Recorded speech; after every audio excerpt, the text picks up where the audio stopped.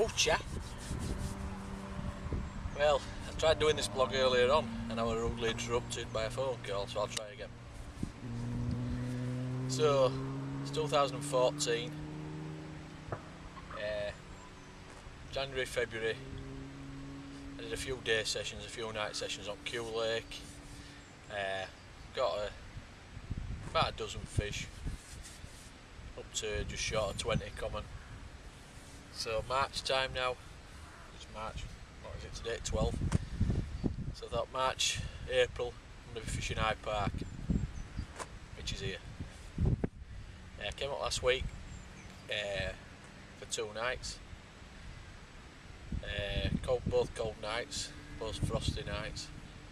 I fished mid-bank into open water and towards snags on far. Didn't really do well. I had 3 pickups, but I think that was just eels. I was fishing maggots on one rod and I think that was just eels picking it up. So I've come back today for 2, for another 48. John and Lee are already fishing mid-bank.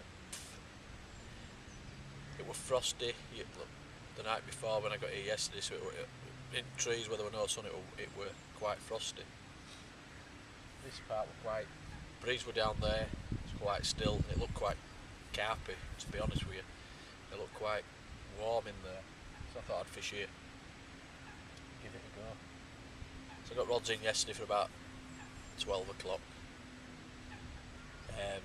I've come off night, so I went to bed for a few hours, got up, had something to eat. And about an hour before dark last night there was a guy fishing right up in trees and he'd been fishing for days. And he came down, he said he hadn't had out, but he'd seen a couple of fish.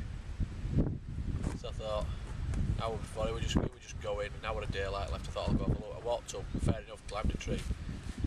There's quite a few of the new stocking from last year under this tree, moving in and out, and the churned bottom up. They were definitely grubbing about it bottom, whether it was bloodworm or not, I don't know what they were certainly found something nice in silt. So came back down here, got a rod, single rod, 1 net, went up, came back and I walked up and they were still in there. So I fished a Nature's Baits white ice pop up, just KD style, little bag of DNA, nutter, crumb in, flicked it in near this tree where I'd seen these fish, handful of broken boilies, just flicked them in, sat there watching line for about 10-15 minutes, kept getting those moments where line moves and you think it's going to go, but it's obviously just catching flanks at fish as they're going in and out of there. And then finally after about half an hour, line tightened as it had done a couple of times, so I took a step forward to the rod, and as I did there were big bow wave as it shot off, got into the rod, played it. The one at Stockies from last year, it was stocked at 17. Over winter it's put 2 ounces on, it was 17.2. They were a nice looking fish. So got it back in, sprinkled a bit of bait over there on spots where they were grubbing about, just left it while this morning. So last night, I haven't seen no fish down here whatsoever. I'm not getting any liners or anything, no indications that there were any fish down here, although this is the deeper part of the lake and it dropped to about -3, -4 last night. So you'd expect them to be down here if they're going to be anywhere. Anyway, say no liners, and then 1 o'clock last night, my middle rod, fished towards big oak tree there, probably about 25 yard out. When it went down, it's quite silty here, but when that rod went down, usually you can't even feel it drop because of the silt. And it's only 3 foot, but I definitely felt a little bit of a dunk when I put that rod in. So I thought, well, at least it feels like a nice hard spot compared to the rest of it. Anyway, 1 o'clock last night, I had a single toner, absolutely meltdown. Came out, lifted into it, and it literally took me all this part of the lake, just basically this half side, it just took me all over. I'd get it in, it'd take 20 yards, get it in, and I was hoping it was one of the big 3. I was praying it was going to be one of the big 3. I knew it was a decent fish. Anyway, after about 10 minutes, 15 minutes, and it were absolutely freezing. My hands were frozen to the rod, everything were white over. You could even hear line cracking on spool as it were coming off. Anyway, after about 10-15 minutes I finally got it into net, and it were a common. It's one that's known as Popeye. It's biggest common in here. Came out in summer last year at 25. Anyway, I got it on in sling and weighed it, and it were exactly 24, so it's lost about a pound over winter. So absolutely chuffed with that, really chuffed. Put rods back out, went to sleep, woke up this morning at 7 o'clock. It looked like it had been snowing, it with that ice, it was that, it had that much frost. But no, nothing on rods.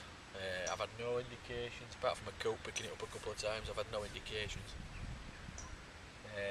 I've been up to top end a couple of times this morning. The bait that I put out before I left last night was still there, you could still see it. It's not very deep under trees, it's only 18 inch at most, but you could still see bait.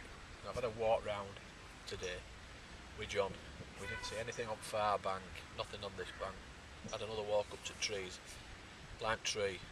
We didn't see out anything to start with, and then we saw odd shadow, and then a common came right close in, probably 17-18 pound common came right in underneath. It was grubbing at bottom, but you could see little bits of bait there. It wasn't picking the bait up, it's grubbing. I'm sure there's a bloodworm, there's some bloodworm out there, and that's what they're looking for under that tree. And then we started to notice a few other shapes a bit further out. There's a wind, cold wind blowing in. It don't look it, but it's still quite chilly. It's 12th of March, it's still quite a chilly breeze. And I think that's why they're stopping them coming under that tree. I think they're just a bit further out in deeper water, and that's where you could really see shadows. Anyway, we've put a little bit more bait in. Come down, had some dinner. I'm going to go back up in about another hour, keep visiting. When I see fish coming in a few more numbers, if they're coming in a few more numbers, then I might take a rod up. But at the moment, there's just the odd one drifting in and out, and I don't really want to go in, put a rod out, spook one fish, and then kill my chances. I want to try and get more fish into that area before I actually try and put a rod out. Just so my chances are improved. And maybe that the wind drops off later in the day, if sun keeps up, like we did last night at tea time, they may be in there in numbers. So that's my plan. I was shocked last night when I had the common. I say it was bitterly cold. It's 3 foot deep out there. That's probably the deepest part of the lake. It's not a deep lake. And I was shocked, to be honest, when I picked a fish up. So you never know. Tonight I'm going to fish one on that hard spot and just one off of the hard spot. And I'll probably just put one about 20 yard out there. You can feel it still, but it just seems feels like a bit of difference in it when you bring it lead back, dragging lead to it. So that's my plan for tonight. So I've had 2 so far in 24 hours, and considering temperatures last night, I don't think that's been a bad effort. The one that came last night came out on the 24, came out on a nutter pop-up. Fish popped up